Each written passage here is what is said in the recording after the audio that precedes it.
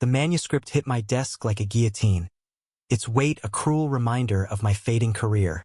I was Ethan Caldwell, once a rising star in New York's publishing world, now a 29-year-old editor scraping by in a cramped Brooklyn apartment, abandoned by ambition and hope. But that manuscript, The Shattered Crown, was about to rewrite my life in ways I never imagined. It was a rainy October evening, the kind where the city felt like it was drowning in its own melancholy. My inbox was a graveyard of rejection emails from publishers, each one a nail in the coffin of my dreams. I'd been let go from my job at Harper & Stone 6 months ago, a casualty of budget cuts, and now I freelanced for scraps, editing manuscripts nobody else wanted. The Shattered Crown was one of those. A sprawling fantasy epic by an unknown author, riddled with cliches and a villain so cartoonish he belonged in a Saturday morning cartoon. His name was Cassian Vare, a brooding, power-hungry warlord who burned villages and broke hearts without remorse. I hated him from page one. But something about the manuscript gnawed at me. Maybe it was desperation, or maybe it was the way Cassian's dialogue, sharp, witty, almost alive, cut through the story's mediocrity. I spent nights hunched over my laptop, red pen in hand, slashing through awkward prose and reshaping Cassian into something more human. I gave him a backstory, a childhood of betrayal, a heart hardened by loss. I didn't know why I cared so much about a fictional villain, but every edit felt personal, like I was saving him from being a caricature. One night, as thunder rattled my window, something impossible happened. I was tweaking a scene where Cassian stood alone in a ruined cathedral, his cape billowing in the wind, when my laptop screen flickered. Not a normal flicker. Static danced across the words, and then, in a blink, the room went dark. When the lights snapped back on, I wasn't alone. He stood in the corner of my apartment, all 6'3" of him, his black armor gleaming under the cheap fluorescent bulb. Cassian Vare, the villain I'd been editing, was real. His dark hair fell in waves over piercing blue eyes, and his presence filled the room like a storm. I froze, my coffee mug slipping from my hand and shattering on the floor. "Who are you?" His voice was low, commanding, exactly as I'd imagined it. I'm Ethan," I stammered, heart pounding. "The editor. You're not supposed to be here." He stepped closer, his gaze narrowing. "You've been meddling with my story, haven't you?" Couldn't breathe. This wasn't possible. Characters didn't step out of manuscripts. But Cassian was no ordinary character. He was the villain I'd poured my soul into, and now he was here, demanding answers. I explained, stumbling over my words, about the manuscript, my edits, how I tried to make him more than a one-dimensional tyrant. His expression softened, just a fraction, but it was enough to make my chest ache. "You think you can rewrite my fate?" he asked, his voice quieter now, almost vulnerable. "I don't know," I admitted, "but I want to try." That night we talked for hours. Cassian told me about his world, a kingdom called Erinder, torn apart by war and betrayal. He wasn't just a villain. He was a man shaped by pain, forced into cruelty by a world that had abandoned him. I saw myself in him, in the way we'd both been discarded by the systems we trusted. By dawn, I realized I wasn't just editing his story anymore. I was part of it. The next week was a blur. Cassian stayed in my apartment, hidden from the world, while I worked on the manuscript. Every change I made to the story seemed to affect him. When I wrote a scene where he spared a village, his armor grew lighter, his scars less pronounced. When I gave him a moment of kindness, his smile, rare and fleeting, lit up my dingy living room. But the more I wrote, the more I felt drawn to him, not just as a character but as a man. His intensity, his vulnerability, the way he looked at me when I read my edits aloud, it was dangerous, intoxicating. One evening, as we sat on my couch, the manuscript opened between us. He reached for my hand. His touch was warm, real, and it sent a jolt through me. "You're changing me, Ethan," he said, his voice barely above a whisper. But what happens when the story ends? I didn't have an answer. All I knew was that I was falling for a man who wasn't supposed to exist, and every word I wrote was pulling us closer to a reckoning neither of us could predict. The days blurred into a strange rhythm, my life now tethered to a man who belonged to another world. Cashin Vare, the villain I'd pulled from the pages of The Shattered Crown, was no longer just ink and imagination. He was flesh and blood, his presence a constant pulse in my tiny Brooklyn apartment, and I was unraveling under the weight of it. Every morning, I woke to find him reading the manuscript, his brow furrowed as he traced my edits. He'd ask questions, why I'd softened his dialogue, why I'd given him moments of mercy. "You're making me weak," he said once, his voice sharp but laced with something softer, like doubt. I argued back, telling him strength wasn't just in cruelty, that his pain could be a weapon if he let it breathe. He'd stare at me then, his blue eyes searching mine, and I'd feel the air shift, heavy with unspoken things. The manuscript was changing, and so was he. I wrote scenes where Cashin defied his role as Arinder's destroyer, where he questioned the war he'd waged for a decade. Each edit seemed to ripple into his reality. One night, I added a scene where he saved a child from a burning village, and the next morning, a faint scar on his hand, one I'd described in the manuscript, had faded. But the changes weren't just physical. He laughed more, his guarded smiles breaking through like sunlight after a storm. And every time our hands brushed while passing a coffee mug or a pen, my heart stuttered. New York was no place for a warlord, but Cashin adapted. He'd watch the city from my window, fascinated by the chaos of taxis and neon lights. I taught him how to use the microwave, laughing when he cursed at its beeping. But the normalcy was a fragile illusion. The manuscript's original plot still loomed, a prophecy that Cashin would die at the hands of Arinder's hero, a knight named Alaric. Every time I tried to rewrite that ending, my laptop crashed, the words refusing to change. It was as if the story had a will of its own, fighting to keep Cashin a villain. One afternoon, we walked through Central Park, his long coat hiding the armor he refused to shed. The autumn leaves crunched under our feet, and for a moment, we were just two men, not an editor and a character. He stopped by a bench, his hand grazing mine as we Saturday in my world. He said, "Love is a weakness, a distraction." His eyes met mine and my breath caught. "But you make me want to believe it's something else." I wanted to kiss him then, to close the distance between us, but fear stopped me. What was I doing? Falling for someone who wasn't real? Or was he? The line between fiction and reality was blurring, and I was losing myself in it. That night, the manuscript fought back harder. I wrote a scene where Cashin and Alaric made peace, but the words twisted on the screen, morphing into a battle where Cashin's sword dripped with blood. I slammed my laptop shut, my hands shaking. Cashin was at my side in an instant, his touch grounding me. "You can't force the story to bend," he said. "It's tied to me, to my world. If you push too hard, it might break us both." "Then what do we do?" I asked, my voice cracking. "I can't let you die." He cupped my face, his thumb brushing my cheek. "Then write me a reason to live." The next day, I poured everything into the manuscript. I wrote about Cashin's doubts, his longing for redemption, his growing love for a world beyond war. I didn't name myself in the story, but every word was a confession. When I read it to him, his eyes softened, and he leaned closer, his breath warm against my skin. "You're writing yourself into my soul," he whispered. But the story wasn't done fighting. That night, as we slept, him on the couch, me in my bed, the apartment shook.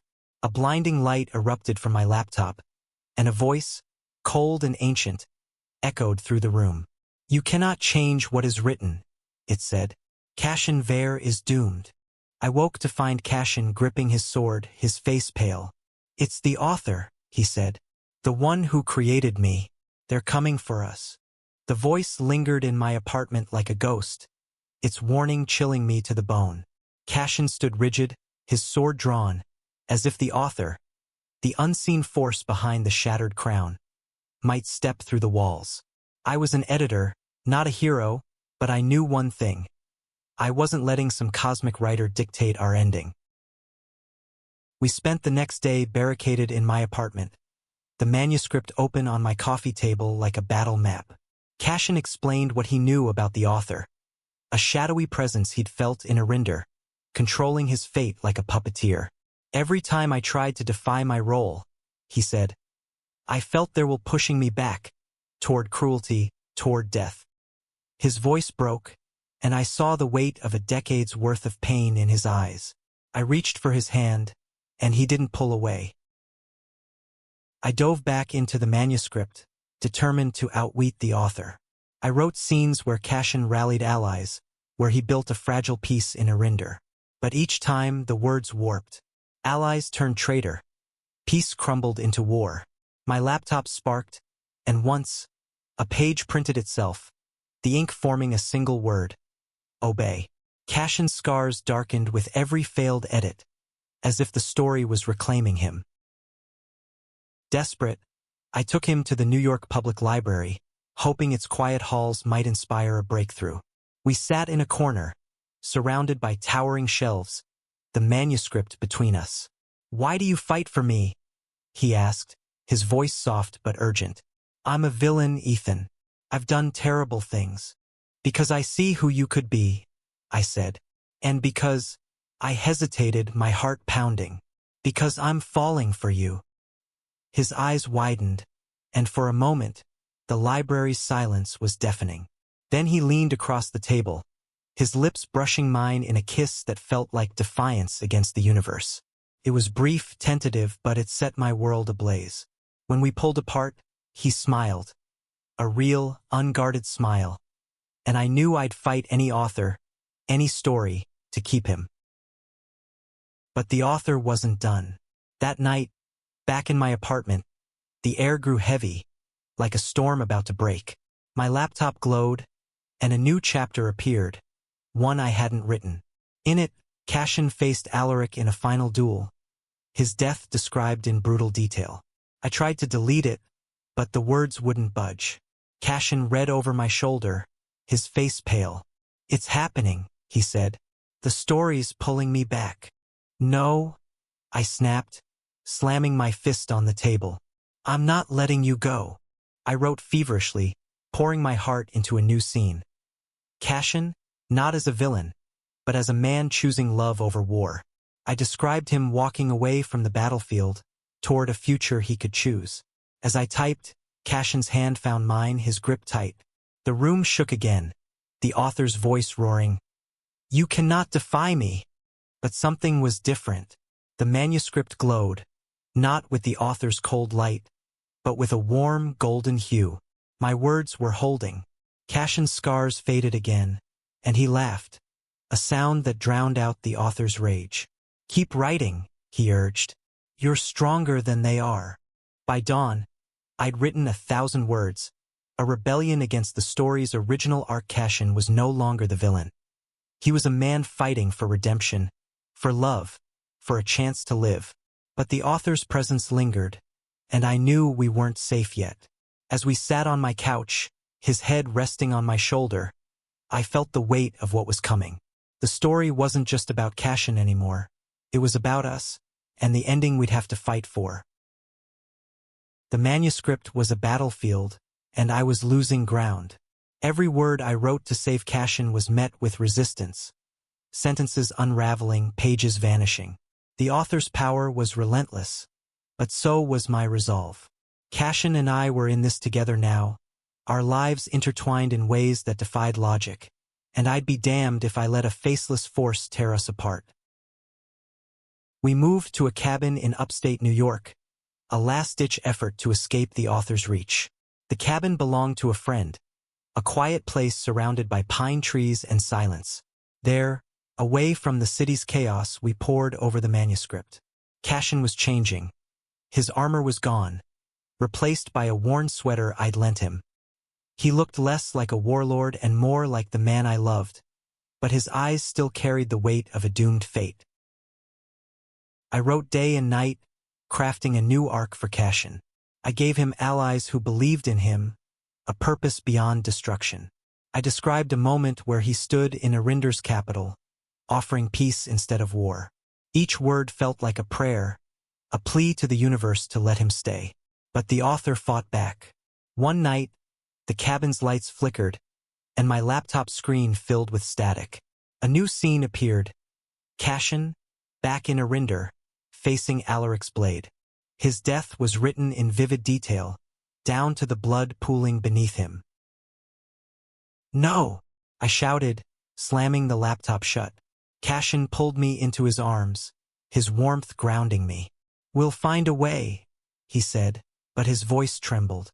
For the first time, I saw fear in his eyes, not for himself, but for me. We decided to confront the author head-on. I wrote a scene where Cashin addressed the unseen force directly, demanding freedom. As I typed, the cabin shook, wind howling through the trees. The author's voice boomed, "You are mine, Cashin Vare. You cannot escape your fate." But Cashin stood, his voice steady. "I'm not yours anymore. Ethan gave me a choice, and I choose him." The room fell silent, the air thick with tension. My laptop glowed again, but this time, the words were mine. The scene I'd written held, Cashin's defiance etched into the manuscript. For the first time, the author didn't fight back. We celebrated that night, cooking a makeshift dinner, our laughter filling the cabin. Later, under a blanket of stars, we kissed, slow and deep, the world fading away until it was just us. But the victory was fleeting. The next morning, I woke to find Cashin gone. A note lay on the table. "I've gone to face Alaric. If I don't return, keep writing. You're my reason to fight." My heart sank. The manuscript was open, a new chapter written in a hand that wasn't mine. Cashin was back in Arinder, standing on a battlefield, Alaric's sword raised. I wrote faster than I ever had, my fingers bleeding from the effort. I described Cashin dodging the blade, outsmarting Alaric, choosing words over violence. The cabin trembled, the author's rage shaking the walls, but I didn't stop. I wrote about love, about second chances, about a man who refused to be a villain. As I typed the final words, a light erupted from the manuscript, blinding and warm.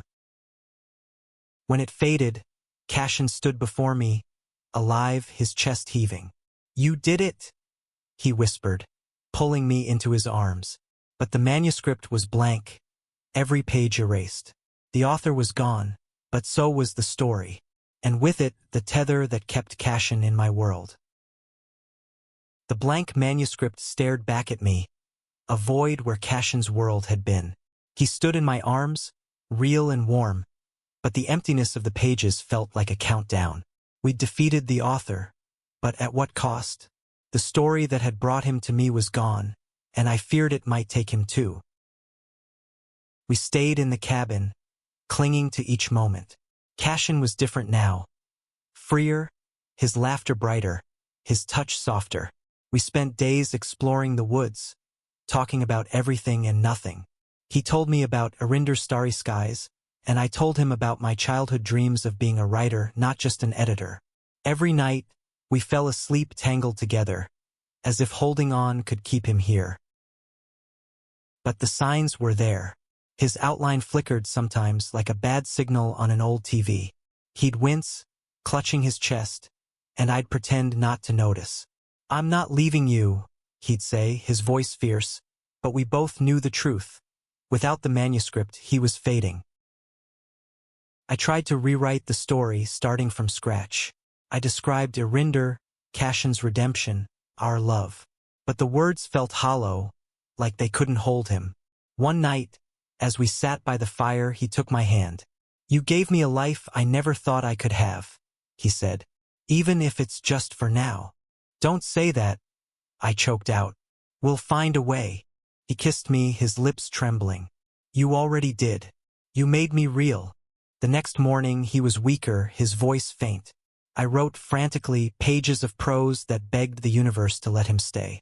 But the world didn't listen. As the sun set, Casting golden light through the cabin's windows, Cashin pulled me close. "Write our story," he whispered. "Not for Irinder, but for you. Let it mean something." He faded in my arms, his body dissolving into light, like words erased from a page. I screamed, clutching at nothing, the silence deafening. He was gone, and I was alone, the manuscript blank except for a single line in his handwriting. "You were my redemption." I returned to Brooklyn, a shell of myself. The publishing world moved on, but I couldn't. I kept the manuscript, its empty pages a reminder of what I'd lost. Then, one day, I started writing not to bring him back, but to honor him. I wrote about a villain who became a hero, about love that defied worlds, about an editor who found purpose in loss. The words poured out, raw and real, and when I finished, I sent the manuscript to every publisher I knew. Months later, The Shattered Crown was published, my name on the cover as the author. It wasn't just Cashin's story, it was ours. The book found its way to readers, to people who saw themselves in its pages, who found hope in its message. That even the broken can be rewritten, that love can change everything. At a signing in a small New York bookstore, a reader asked what inspired me. I smiled, my heart aching. Someone who believed in second chances. That night, alone in my apartment, I opened the manuscript one last time. A new page had appeared, one I hadn't written. It described a man in a new world, free from war, his scars gone, his heart full.